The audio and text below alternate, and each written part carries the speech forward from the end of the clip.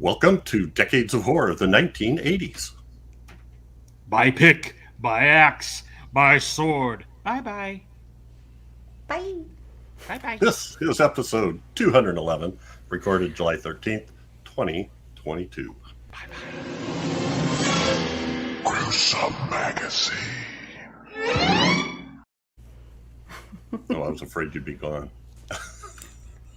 Oh, that'd be funny. Bye-bye. Ooh, that Come would have back been... and chat. Yeah, we missed That would've been opportunity. perfect. Yep. I am your host, Jeff Mohr, and this podcast is about horror films released between 1980 and 1989. Each episode, my co-hosts Bill Mulligan, Crystal Cleveland, Chad Hunt, and I tackle another classic or not so classic film from this radical, gory, influential, gruesome decade. So we usually start by giving some details of the film and first impressions, and then kind of take off, talk about whatever we feel like talking about, and usually related to the movie. Mm-hmm. Sometimes. Bill Mulligan is not with us tonight, I know. so and that's okay. We all have lives, except me. Speak for yourself. Yeah. I can't seem to recall a life. A life? I don't know. What is a life? So joining me tonight is Crystal Cleveland, the living dead girl and co-host of the Gruesome Magazine podcast. What's up with you, Crystal? Not much, but this is definitely a not so classic. Not so classic. And unfortunately, my pick makes me a little sad, but how are the deer debacle? The deer's going. okay. Not minding the fishing You line. really wanted to bring it up. You want to No, bring it we'll up? stop. It worked until they're ninjas. I swear to God, I don't understand. There's this one little deer who, like, I'm not kidding. Like, I wish I could get it on video because it's just too far out there to be on a Wi-Fi connection. But like, he turns his body and jumps through it. Like, it's so weird. I've never seen anything like it, and I don't know. They keep beating me. You gotta put a motion cam out there, a trail cam. I do have a trail cam. I should put it out there. I gotta find it though. But yeah. There's like a 9-foot fence in my backyard, and every morning there's like 6 of them out there. See, they jumped the 9-foot one. And they jump over a 9-foot fence with no effort whatsoever. Yeah, I know. They just look at it and they go plink. Yeah, they go, "Hi, good morning. We ate all your vegetables. Goodbye." And they're plinging over the fence. Like, all right. Also joining us is Chad Hunt, comic book artist, co-host of Decades of Horror. and deer hunter. Yes, you can come to my house for sure. How you doing, Chad? I'm awesome, as usual. Good. Oh, that's good. Mm-hmm. All right. So, spoiler alert: the movie we're doing tonight came out 38 years ago. So, if you didn't watch it, it's not our fault. Right now, it's available on Shudder, so you can run over there and check it out if you want. But if somebody watches it because of this podcast, then it is our fault. Yeah, and I'm sorry. Apologies. Well, if they go watch it before they listen to us, I don't know. So spoil it. Whew, rough. Our film tonight You called it a film. The Mutilator. Oh, goody. I like every time I hear that, the Mutilator, I think of Marvin Martian and the Illudium Q-36 explosive Oh my God. space modulator. So Not the space modulator. co-directed by Buddy Cooper and John Douglas, written by Buddy Cooper. The cast includes Matt Mitler, Ruth Martinez, Bill Hitchcock, Connie Rogers, Francis Raines, Maury Lampley, and those are the young kids, the 6 young'uns that we have. Maury Lampley sounds like a dude that's standing in a deli somewhere ordering a ham sandwich. Yeah. Jack Chatham and Ben Moore. And the most positive part of this is special makeup effects by Mark Shostrum, also Anthony Showe. Yes. Filming locations, Atlantic Beach, North Carolina. Oh, cool.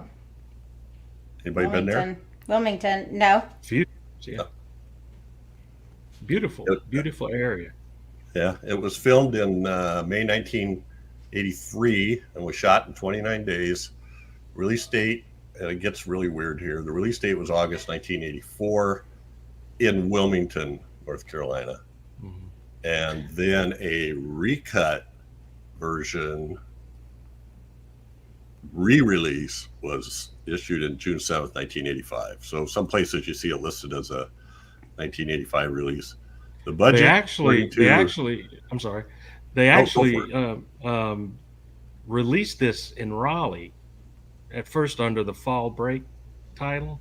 Right. And then right after that they changed the name and that's a AKA here. The estimated budget, and this is interesting. And one of my sources has said $450,000, and another one it said $1 million. What? That was according to the AFI catalog of feature films, and all I could say is I don't know. I guess the beach rental was pretty high or something. I call shenanigans. Yeah. Yeah, I do too. And the synopsis: a college student who accidentally killed his mother as a child decides to take his friends to his father's fishing cabin during fall break, not knowing that his crazed father is stalking the place. Can I add to that synopsis? It should be a college student who accidentally killed his mother as a child and doesn't seem fazed by it one bit as an adult. Except he didn't even do it, though, did he? That kid. Oh, he did. Did he? Mm-hmm. Yeah, he was supposedly cleaning the gun and then was playing around and shot it. That got confusing. That whole scene was confusing to me. I didn't. So on the picture here, we've got a couple of the dad's killing instruments that you keep handy in the boathouse, I guess, or the garage or something. I don't know. All right.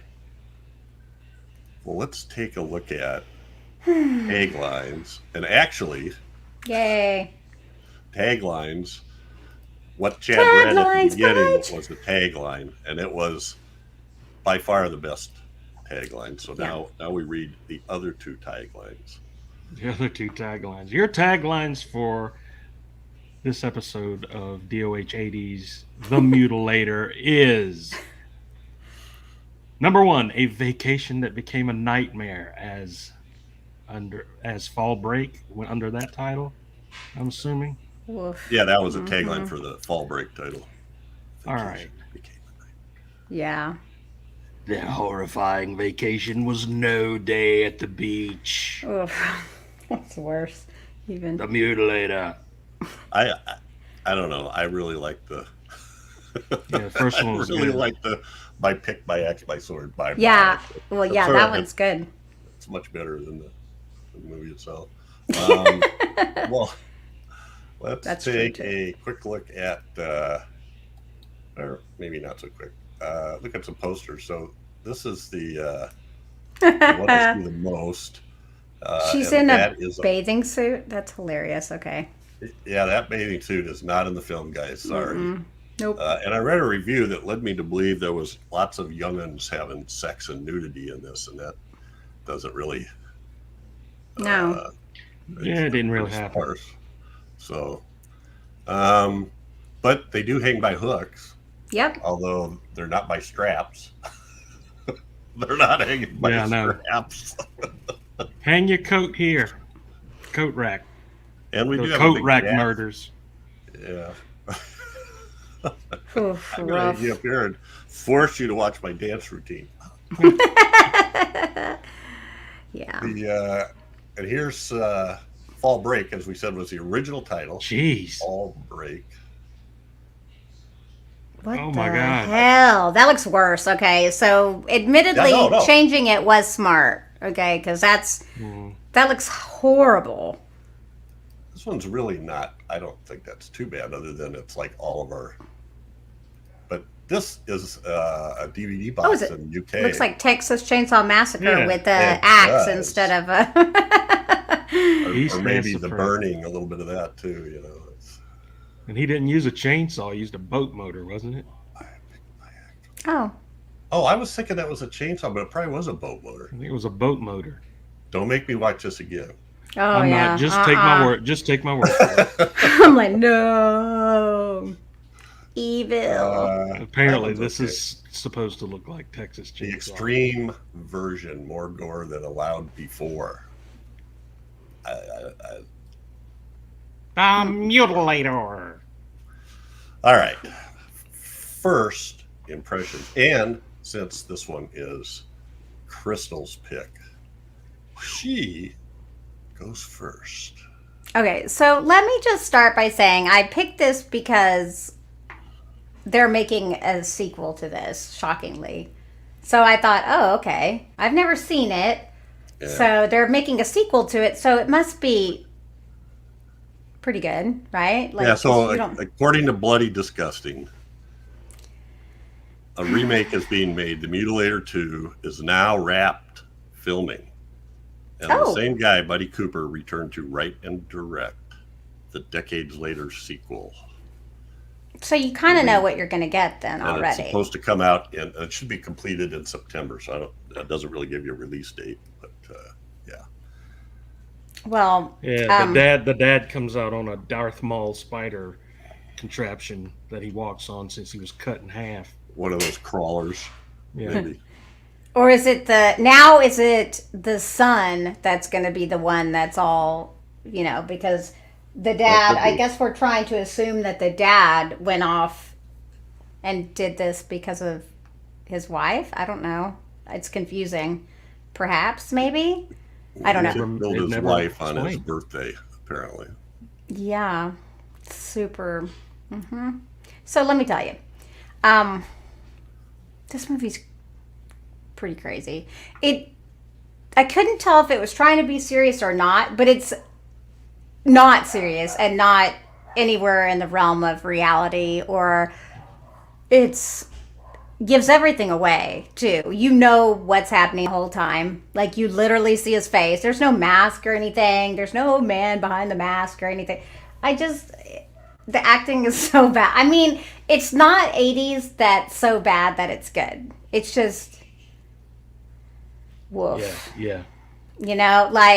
Because I can get behind that. I like bad movies. I really can enjoy some bad movies. Mm-hmm. Not so much this one. I will say, I did find some entertainment, I guess, in it. I mean, some of the gore was okay, but the cuts were super bad. And a lot of it is the shot. I mean,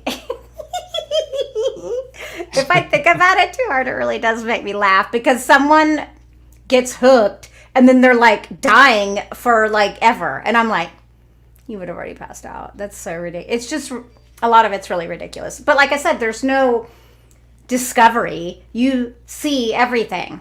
Yeah. And it's very strange and very weird and edited oddly. The kids are annoying and not in a cute, fun way. I mean, it's one that if you haven't seen it, well, I mean, I'm all for watching something at least once, but I mean, I don't recommend it. I can't recommend it. I can't. But I mean, it's a little bloody. There's some head chopping off, I think this could have been really cool because it kind of has a collector vibe, where like he's collecting pieces, like the dad is a hunter, and that's pretty cool. But they didn't really do a good job of showing that. They mainly focused on the kids, and then you knew who was doing the killings the whole time. I don't know. I don't understand what they were trying to do. It's okay. I don't think I did either. Yeah. So that's my first impression. This was the first time I saw it. And what about you, Chad? The first time I saw this movie, I was passing by it on the video shelves and never picked it up. That's the first time I saw the movie. I used to remember seeing that box, that that VHS box with the big hook on it, and everybody's hanging from the doorstop. But never picked it up, never watched it. There was just something that made me not want to watch it. So I gave it a shot, and boy, am I glad I did not ever watch it before now. Yeah. This felt like a cross between a Mentos commercial and the show Growing Pains.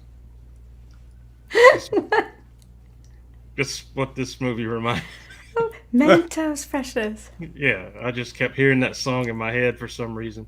Yeah, this is not good, but it did have some really cool kills in it, and for the time, I used to follow these guys a lot. Mark Shostrum, who did these effects for the kills and everything. It was really, really good to see that, and see him in this movie, because as the movie has a little bit of an inexpensive feel to it. So I doubt even the first number on that budget was what they spent on this. But it was good to see good kills in it. That's the only saving grace of it. The boat motor kill, and the one scene with the where he takes the gaff hook, drags it through this girl's crotch out of her stomach, and she, meanwhile, she's just like, "Hey, don't do that! Ow! Yes, that's Ow!" so And bad. but yeah, this is, I don't know what to say about it. I There was a know. lot of confusing stuff in there as far as what the motivations were for this guy. I mean, I think they tried to tell that at the beginning with what happened, and which we'll get into, but it just did not. And I'm with Crystal. I didn't understand why he decided till now to kill his son, or I know he went. There's just a lot of things that didn't make sense. He So waited 10 years. yeah, close up the beach house first, and then I'll kill you. But make sure you put all the stuff away. It was just that was Well, and the kid weird. is like, that's a really weird situation, because he asks the kid to come help him clean it up, and he goes, "No, clean it up yourself," or something like that, or close it up yourself. Yeah, And then the kid lines up all his friends to go there because he's an a-hole. yeah. I mean, he shot his Alright. mother, and that's the thing. He shot his mother, and it's like the whole time he's Johnny Good Times. It's Yeah, like most people that have killed their Yeah. mother would have some kind of delayed effect of some sort of weird symptom of it. And Maybe I we didn't were see any supposed of to be waiting for him to kill somebody. That's what I kind of felt like. Was he part? I mean, obviously, since we could see the dad, I thought maybe he's part of this, because surely there's going to be no. Yeah. And how was Well, that yeah, a reveal for him? Knowing he says all this. Oh, sorry, Yeah. sorry, Jeff. Sorry. Yeah, I'm just. Well, I hadn't seen this before, and it's obviously. I mean, if you look through the credits, there's most of the actors. This is either the only movie they made or only one of a handful, in terms of the actors, and you can tell they give it the old college try, but they're just not there. And when you say is it serious or not, it's like they're trying to make it campy college frat type humor, but it's all just cornier than crap, and none of it works. Yeah. And that one kid is just terrible. He's the one that's yucking it up all the time. He thinks he's real funny, but nobody else does. Oh, yeah.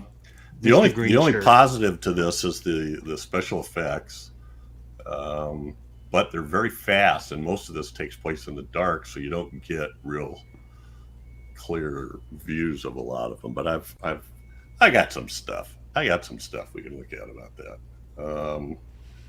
So, yeah, I wouldn't tell somebody to watch this. Now, it is available. Uh-oh. Didn't you just say you weren't going to tell anybody? I didn't buy it, but Okay. I am providing information. It's available on Blu-ray from Arrow with a ton of features on it. So 2K restoration of the unrated version from original vault materials, high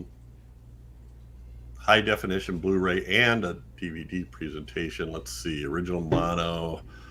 Let's see, introduction to the film with writer-director Buddy Cooper. And let's see, audio commentary with Cooper and some other people. A couple different audio commentaries. One with Ruth Martinez Tudoro, who that must be her married name, I guess. Story of the Mutilator, brand new feature-length documentary on the making of the splatter classic. Mutilator memory, special makeup effects artist Mark Shostrum looks back at one of his earliest projects. So anyway, and the composer was Dunes, the Dunes composer. There's no movie called Dunes, is there? Dunes? What am I missing there? Dunes? I feel like I'm stupid there, but behind the scenes reel, screen test, alternate opening titles, original fall break screenplay. So they went nuts on this stuff, and I mean, there might be some worth in hearing what they were thinking about when they did it. Anyway, maybe they were just going for camp and they just missed on the camp part. I don't know. God, they missed really badly. Like it was pretty brutal. It's pretty rough. So there's one person in this movie that I recognized. Oh, cool. And his name is Ben Mohr, and he plays the cop that shows up on the beach. Okay. So he was, the bottom picture is him in 2000 Maniacs, the Herschel Gordon Lewis film from the 60s. He was And the crazy top in pictures, huh? Yeah, He was crazy in that movie. he was. He doesn't have a lot of credits either, although he's done some Herschel Gordon Lewis. I think I put that in there. He's been in, he was in 2000 Maniacs, Moonshine Mountain, and Suburban Roulette, which were all Herschel Gordon Lewis films, but also he was in a movie called She Freak, which She freak, huh? yeah, I don't know. It's not Herschel Gordon Lewis, but it sure sounds like it should be. So yeah. And this is what happens to him. First he gets a machete or pretty a good corn looking knife or head, something though. to his face. And then he gets his head hacked off. And his head's laying there on the bottom. It's not a bad head. Uh-uh. I don't know. And And I just the top picture really got me because he was like moving that machete or whatever that is around. yeah. While it was in it, so that was a really It's good. The effects are decent. So I did find a GIF of this scene. I think this is it. waka waka waka. Mm-hmm. Yay.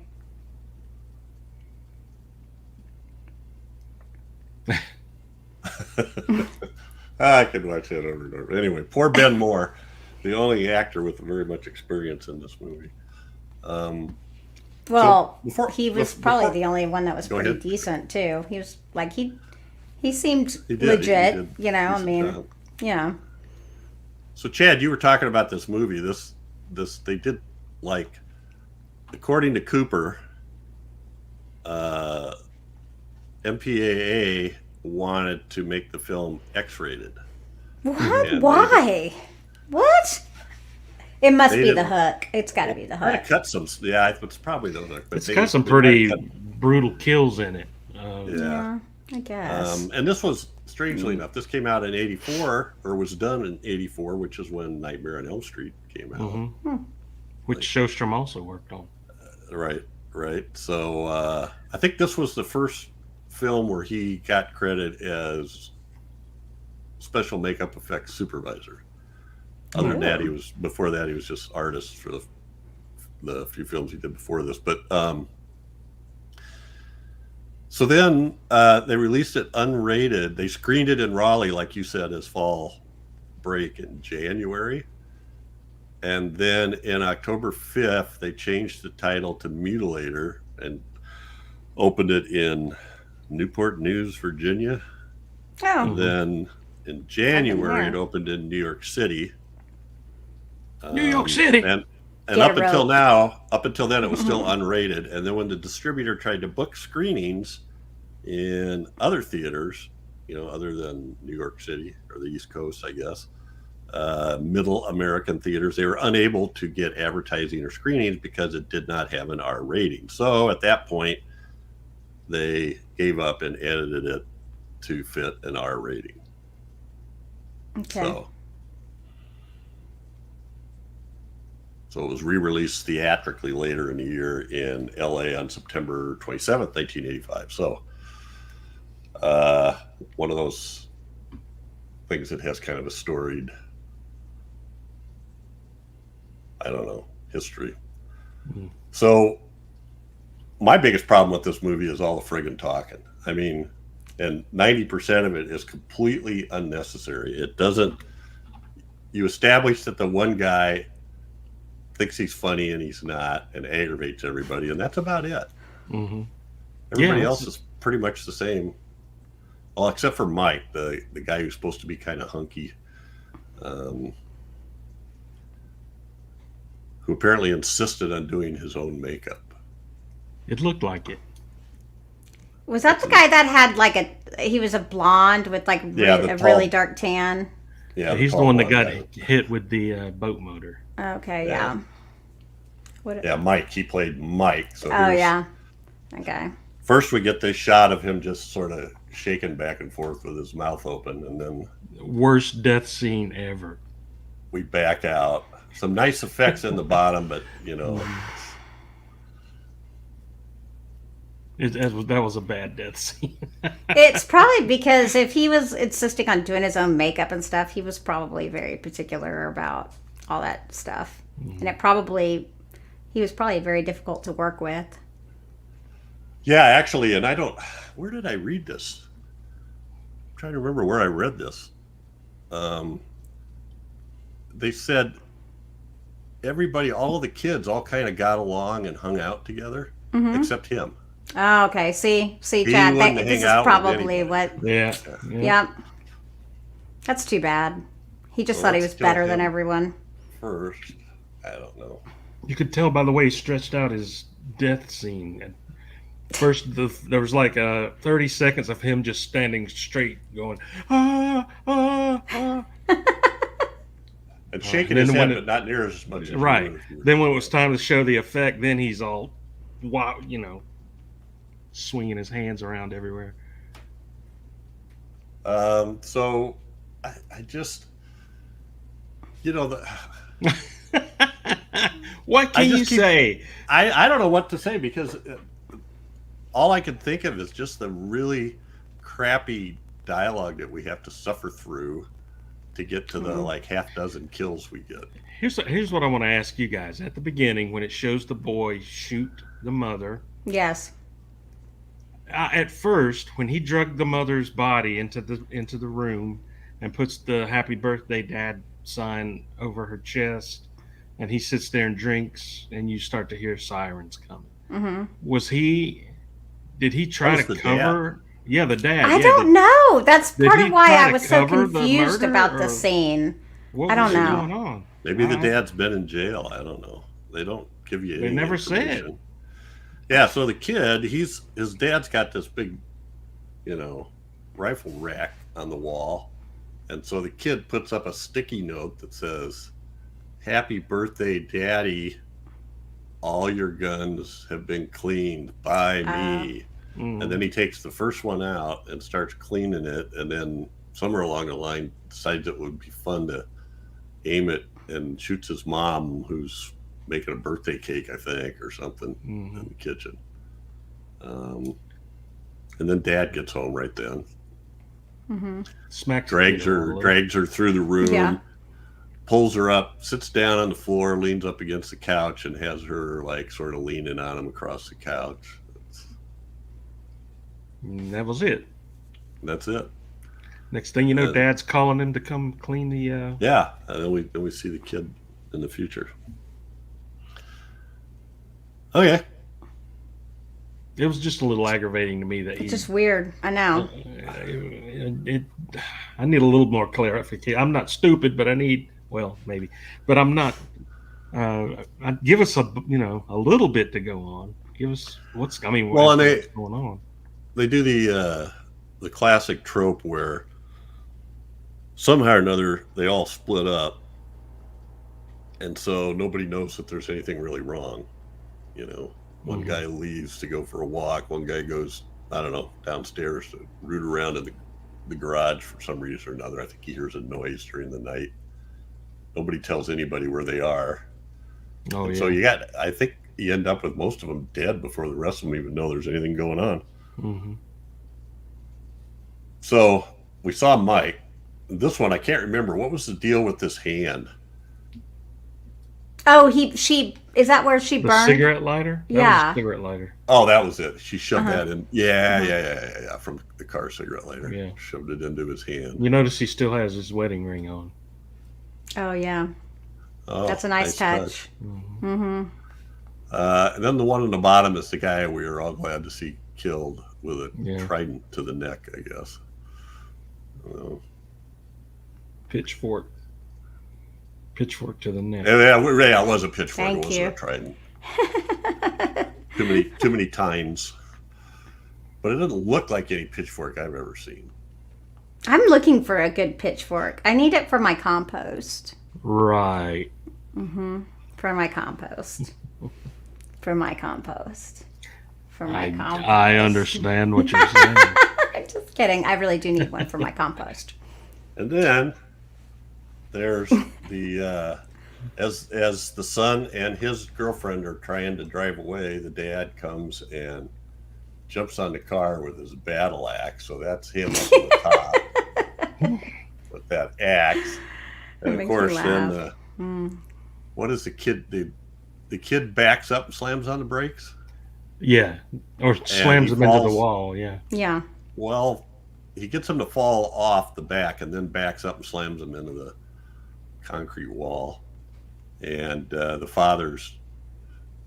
cop tells him to pull forward. Pull ahead, and when he pulls ahead, the two halves fall out on the ground. And then this was hilarious. I just thought this was awesome. It doesn't carry through, but this is another gift that fit. But that was pretty good. We got a nice bloody, open torso there, and they've got good kills in here. Good effects, kill effects and stuff. But then the cop walks up and gets a little too close. Hiya. It's so ridiculous. And I don't know why this GIF doesn't show it, but he chops his leg off. Completely off. Just pants and everything. Yeah, everything slices right through everything. Yeah. That must be some sharp. I was only faking. Yeah. So, anyway. And then, oh my God, but when he's holding his leg. Yeah. He's walking out, hanging by the ridiculous. Pant leg. Yeah. Oh God.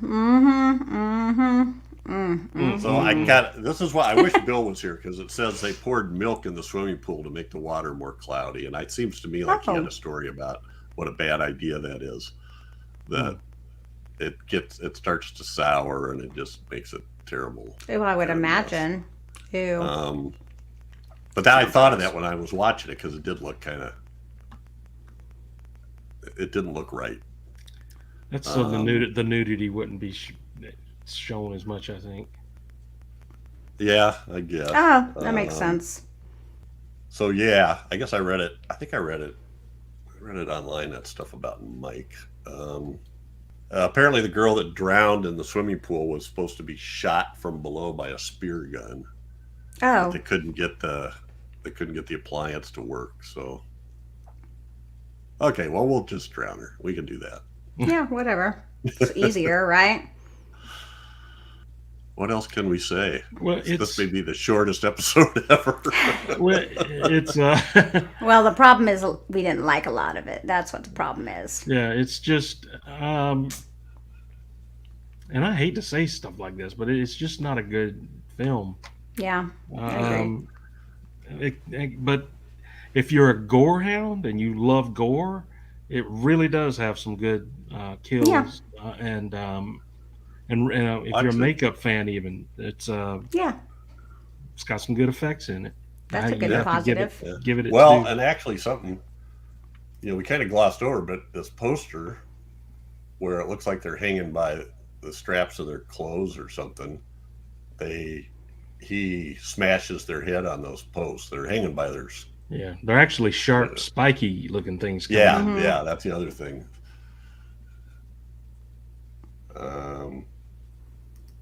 Which is kind of a cool idea. Yes. So 7 people apparently get killed. We got Ed Jr.'s mother, and then Linda and Mike, and then the police officer, and then Ralph and Sue. Ralph and Sue. Yeah.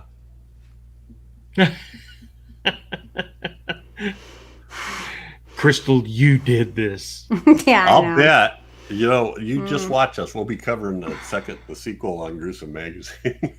Yeah, I know. So I'm glad I saw it, I guess, for that. So at Yeah, least maybe it'll make some sense. But it's like, why did they show the dad's face the whole freaking time? A whole movie. And it's like, obviously, and then he's like, but it's my dad. Well, your dad is obviously a big old freak. When you hear about all the stuff his dad did, it's like, hello? Like, And when he said, "That's my dad," was that supposed to be some kind of twist revelation. ending or I know. something? That's why I'm like, no joke. Of course it's your father.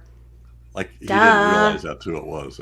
Yeah, it's my dad. It's disappointing, I guess. That's one of the biggest. We're going to issues, I get think, crap for because me. there's going to be people. This is the kind of movie that there's going to be some people that love it, and they're going to have a for drinking them. game. I mean- every time the one guy makes a stupid face, which he does all through the movie. If anybody out there likes this movie, good on you. Yeah, good for them. Yeah. I have no qualms about it. I wanna If you hear- like I it and wanna that's hear your about thing. Good. That's good. It's just I don't know. Mhm. I For don't know. real. Mm-hmm. It's Well, just not. it's Yeah. it's good it's worth a watch, I think, as from a historical point of view of like Mark Shostrum's career. I think Mm. see where it fits No. in and what Yeah. they did, but at any rate, And Well, I don't Shostrum, know. That's one of the big things about this movie to me too, is that he worked on this. He was one of my favorite makeup guys back in the day. He did Evil Dead 2, Phantasm 2, From Beyond, Nightmare on Elm Street, Demon he worked Lover, on- Prince of Darkness, almost every. You just go through Yeah. his list. Oh. It's X crazy. Files, Dick Tracy. Oh, see, yeah. Well, you got me. Yeah, Star he's Trek. an awesome makeup artist, and so it's kind of fun for me to be able to go and see these earlier films that they've done because it you sort of if anybody's a fan of like makeup effects and that kind of thing, back then in the 80s, early 80s and on through, and I've said this before, I think you follow those guys like rock stars. I did anyway. I was always wanting to see what Tom Savini was going to do next, and to the point where I could look at a makeup effect and tell who did it. It was just a great time for that kind of thing. So it's cool to see Mark Shostrum's work here because it's good. It really is good. Signature. So if you go style. back, his first what looks like a horror film is the Slumber Party Massacre Oh yeah. in 82. And then stuff like Beastmaster, Videodrome, Yeah. God. Okay, Night- those are good. Nightmare on Elm Street 1, 2, and 3. Oh, Prince of Darkness. What else which is did I see? Yeah. Yeah. Men in Black. My Demon I think I Lover. said X-Files, but he did the movie. yeah, you did. Movie Dick and Crazy. the Yeah, TV all the way show. up. Different episodes of all Star Trek Next Generation, Deep Space Nine, and Voyager. Mhm. And I love Star Trek. And I love X-Files, Yeah. obviously. I'm a huge fan. But And Star lots of 6. TV stuff. Interesting. Remake of Two Block Murder. Yeah, so I don't know. It looks like he's maybe retired. There's no credits since 2017, but He created the, if I'm not mistaken, the from Evil Dead 2, the Henrietta oh, really? puppet. Oh, I really? swallow your soul. Okay. I swallow your soul. That's awesome. Yeah, he did that, and which was that was such a cool effect. he became interested in makeup after, if you can believe IMDb, he became interested in makeup after seeing The Bride of Frankenstein. Hmm. And he grew up in Hong Kong. He became friends with Karloff's widow, Yeah. who encouraged him to pursue makeup. He then corresponded with John Chambers, makeup designer for Planet of the Apes, and actually the guy that finally came up with the Spock ears that would work Oh, cool. from the first Star Trek series, and worked for the CIA and all kinds of other stuff. So he gave Mark his first contacts in the film business. Oh, and this one of his first credits, Violet, created scar makeup on Dee Dee Khan for the Academy Award winning Best Short Film, Violet, in 1981. And All he's kinds won of stuff. He's won some Emmys, I think. That would not surprise me for Star Trek and X-Files, I think. Let's see here. Yep, X-Files. Outstanding makeup for a series. Oh, also Buffy the Vampire Slayer Oh, yay. and Voyager, Star Trek Voyager. So yeah. From Beyond, I forgot that too. Yep. Oh, With shared with Saturn Award, shared with Beechler and Nolan and Dublin. So that that's to me that's the reason to watch this. And I if I bought this Blu-ray, it would be all for the if you bought this, making. are you going to of buy and the it? Shostrum stuff. Oh my I don't God. I think don't so. think He's he gonna can buy it. resist. I don't think he can. I know. I'm not. Once he found out it had all these extra features on it, he won't be able to. Oh, I He's knew like, it had those "Ooh." extras. I just couldn't get it in time. So, but that's the stuff that I find interesting. If you get Shostrum talking about how they did that stuff, probably on the cheat. There's probably things he did. So, anyway, I think you got any final thoughts for this? Just know that, we don't necessarily think it's one you should rush out and watch, but it's free, so maybe you should watch it. But if you hate it, don't blame me.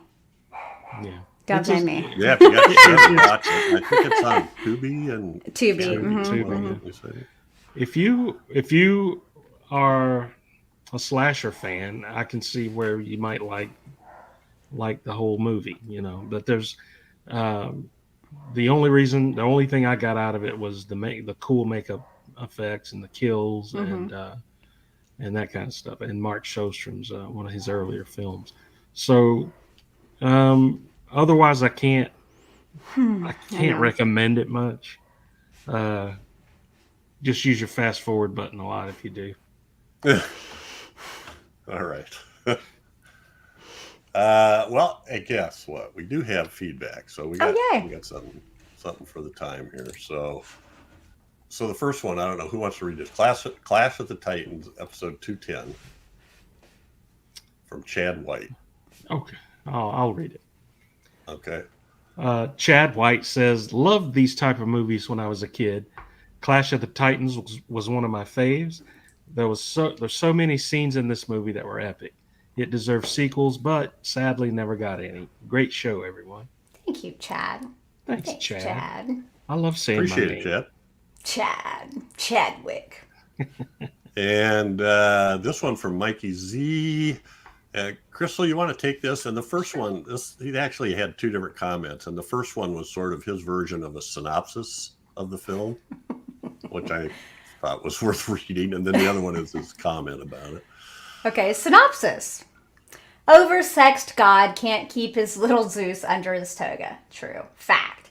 Kraken released. Flying horsey and merchandising owl. Medusa gives head to solve problem. Nice. Last film of cinematic legend. Not as good as some others. Brief synopsis, but not Jerry in length. Uh-oh. See, now we're listening to throwing shade back and forth. I know. Stuff's about to get real. Okay, do you want me to read? You want me to just read that second part too? Yeah, go ahead and read okay. the next paragraph from Mike. This is also from Mikey Z. Have not seen this in its entirety since it came out in 1981. Wow. Okay. Always caught pieces of it on TV, usually near the end scenes. Begins like a lot of 50s and 60s sword and sandals epics. Best cast of all Harryhausen's films. Very talky. It is talky. Very talky, but Ray's stop motion cannot be beat. Even the remake of a few years ago cannot top this. He infuses his beings with character. Not impressed by Harry Hamlin. I think another actor at the time might have been better. Chris Reeve, maybe? Chris Reeve? Is that like Christopher Reeve? Yeah. Christopher Reeve, yeah. Okay, yeah. I was like, oh, I love Christopher Reeve. Oh, I love Super. Okay, Hamlin seemed kind of out of its depth here.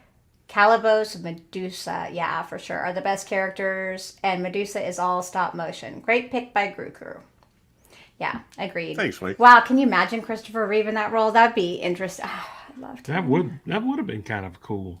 He would have gave it a lot more depth, I think. Yeah. So then we have one from Jerry Chandler on Clash of the Titans. Jerry says, I was 10 when this came out. Godzilla and a host of stop-motion dinosaurs got me hooked on prehistoric monsters and storytelling. Earl Flynn's Robin Hood got me hooked on looking up whatever I could on the English legends of that type. And this film made me a fanatic for learning about Greek mythology, an obsession which over the years became an interest in mythology from all over the world. It's a charming, if dated, movie that I'll always have a soft spot for.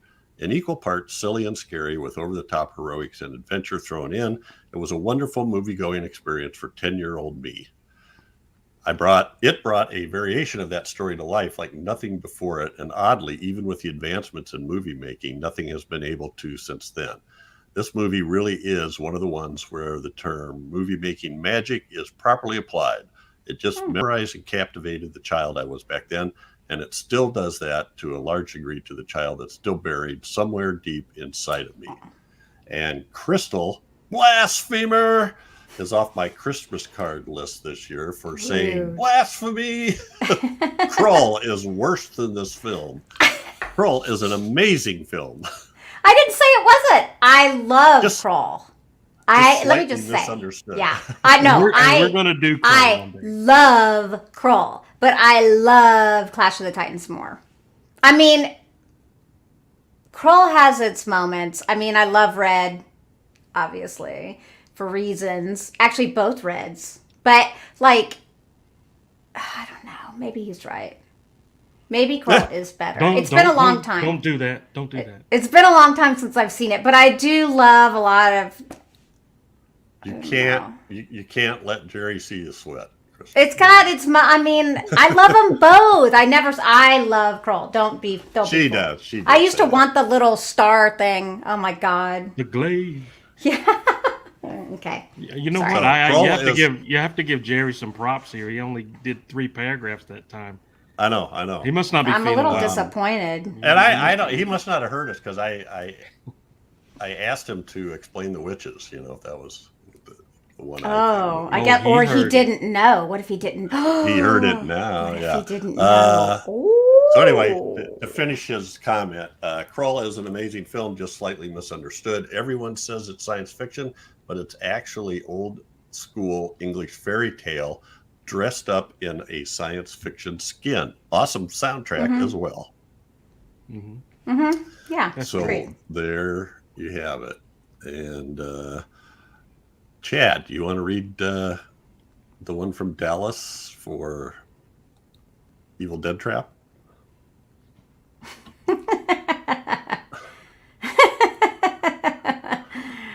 Oh, Hold on, let me find see it it? here. it's like you're gonna be done lickety split. Okay. It's very short, right under Jerry's. Oh, okay. Dallas Nostromo chimes in with, "Hi, you said Quaid." Here I go again. Quaid. Quaid. Quaid. Yeah, There you go again. we had to. Yeah, I think he said he took a drink every time we said Quaid, and Oh, he's still drunk then. yeah. back in the Dennis Quaid movie. Actually, I just finished I just actually started watching The Boys since it finished this season. And speaking of Quaid, his son, who's also a Quaid, I don't know if anyone's drinking right now, but I'm not to be blamed for alcohol poisoning. That is all I'm saying. No. Quaid. Quaid. Yeah, it's Dennis Quaid's son, right? Yeah. Plays little Huey. Mm-hmm. I never noticed that until I read that and then looked at him again. And now you can't unsee now it. you can't see it, yeah. Can't unsee it. Yep. That smile. Well, it's sort of like the new Spock. I didn't ever realize that was Gregory Peck's grandson. Wait, what? Is it? Yeah, He Spock is? in I love him. Now, I loved him in Nip Strange Tuck. New Worlds and Picard. Yeah. I loved him in Nip Tuck. His character was just so Well, wait a minute. sad. There's a middle one. You're talking about No, I'm talking about the new Spock. in the new series. He was in Okay. Nip Tuck. He was the son of one of the plastic surgeons, Okay. and he went through some stuff. Gotcha. Did you ever see it? Did you ever see Nip Tuck? Okay, I never yeah. saw Nip Tuck. It's pretty brutal. All right. Well, I think that's it for this episode. But every 2 weeks, we focus on a specific film released between 1980 and 1989. Next up, we tackle one chosen by Chad. What are we doing, Chad? We are doing 1985's The Ripper.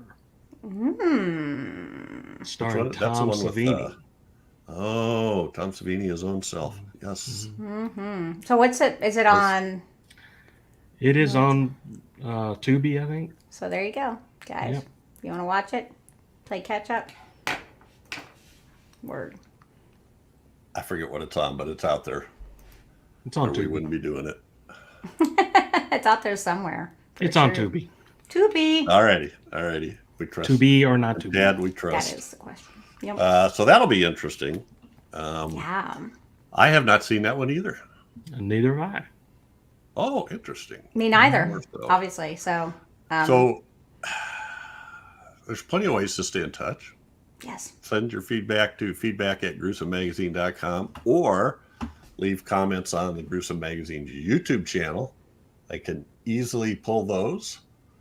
And even if you comment on old episodes, it shows up. Any new comments I can see in the comment section. So Oh, good. yeah. So we've been getting a fair amount of old comments on historic episodes, I guess, like The Incredible Melting Man, episode 1 from Decades of Horror, the 70s. Movie? So anyway, yeah, and subscribe, Share with a friend. share with a friend, get alerts. Ring the All bell. that good stuff. Yeah. Yeah. Alrighty. Sure. Well, Better yet, and give us suggestions too. for Oh, movies that you would be good. guys Yeah. That's fun. we do suggestions. In fact, the next one we're doing on Decades of Horror of the 1970s was a suggestion. So, A good suggestion? Question mark? Suggestion? well, yes. Good. Santo and Blue Demon versus Dracula and the Wolfman.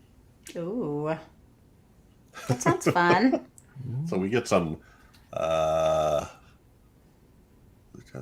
Libre action and some monsters. Anyway, all right, time to go. Okay, yes. Chad's taking a nap. Catch us again here in 2 weeks for another great horror movie of the 1980s, as only decades of horror can do it. Yup. Say good night. Good night. Good night. Bye-bye. Bye.